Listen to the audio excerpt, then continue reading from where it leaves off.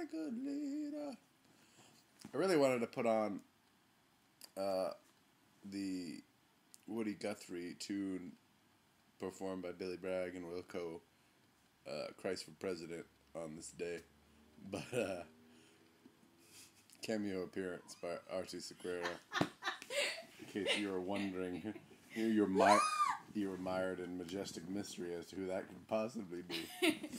I was really struck by two things today. Delightfully, again, that God continues to bless me, even though it's all about my procrastination and my slowness, because I'm on October 1st. Talk about behind the times on my devotion.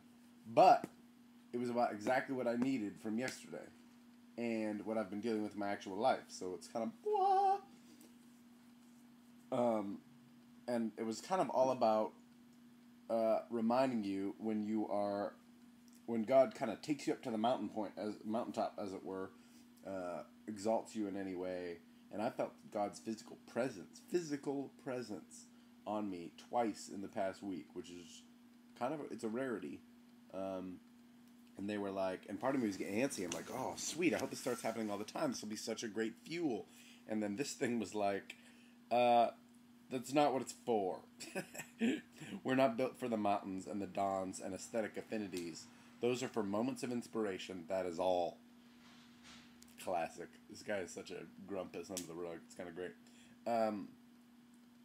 Spiritual selfishness always wants repeated moments on the mount.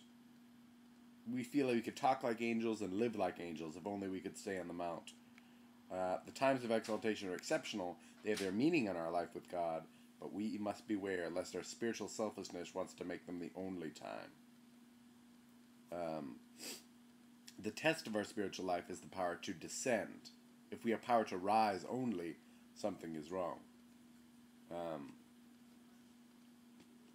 But ultimately, something that both tempts us in various and sundry ways, all of us, I think, is those moments of exaltation or enlightenment or whatever, or just grace and warmth and love, and then we want to be like, just like spend our life chasing that.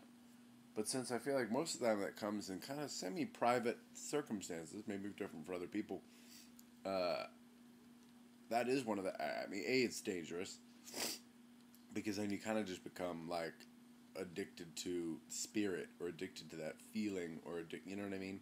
And then also it draws you into yourself, and away from the world. Whereas I am told, that the world and the people in it and the sufferings in it and everything is all for a purpose, and it's all kind of a bit of a test is a bit of a strong word, but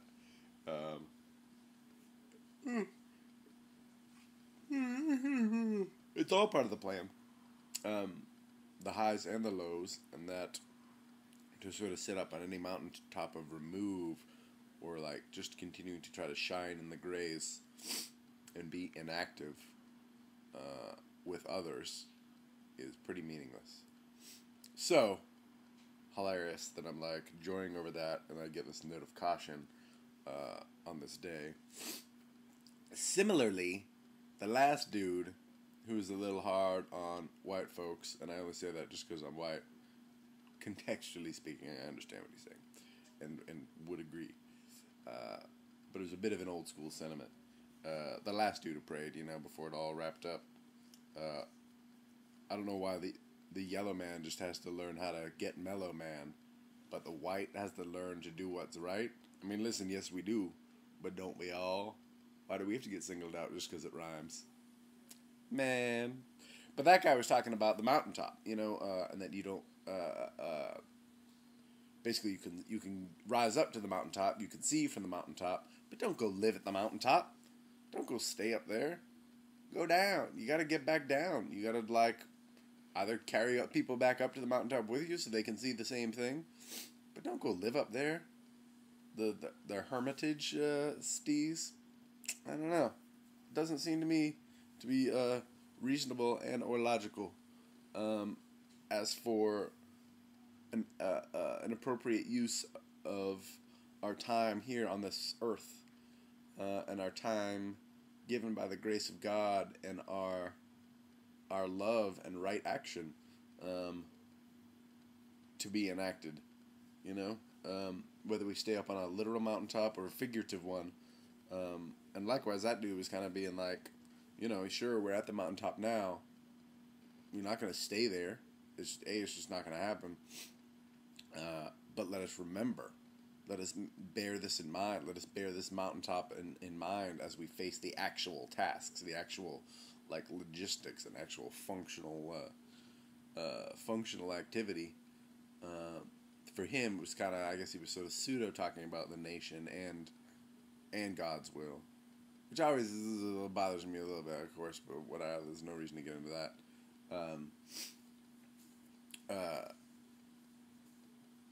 But yeah, so I just thought that was like triply appropriate in a way.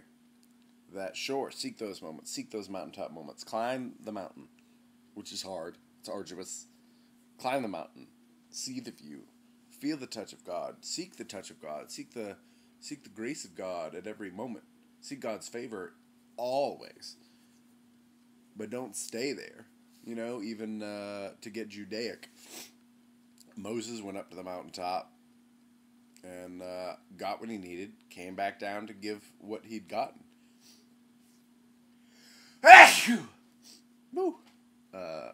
And then the verse that he sort of connected with is Christ went up to the mountain with 3 of his disciples, was transfigured, literally became visually and entirely, somehow his divine nature was revealed.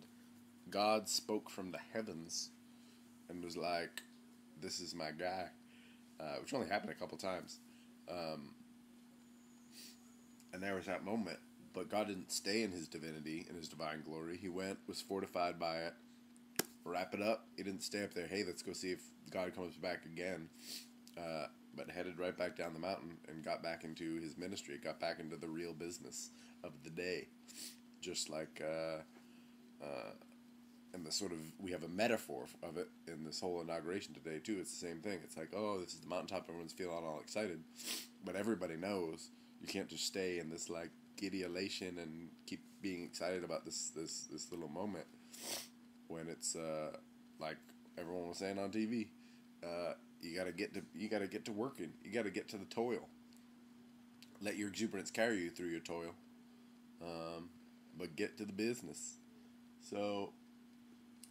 I have the same thing. I'm still trying to figure out what my business is, and I'm asking God to give it to me. I want to be of service in the most useful ways possible, and not in ways that are ultimately not useful. Because there's so many things we can preoccupy ourselves with that seem helpful, but do nothing. Do nothing in the grand scheme of things. You know what I mean? They may succeed in overriding temporal distractions, but to aid others in pursuit of that of which is eternal is really the only aid of true merit. Not the only aid. That's wrong. But it's the highest merit. But we're also called to clothe the naked, feed the hungry. And just to end this on a sarcastic note, I'm hungry, and I'm going to feed myself. Yes, I can see God looking at me with a raised eyebrow pretty much right now.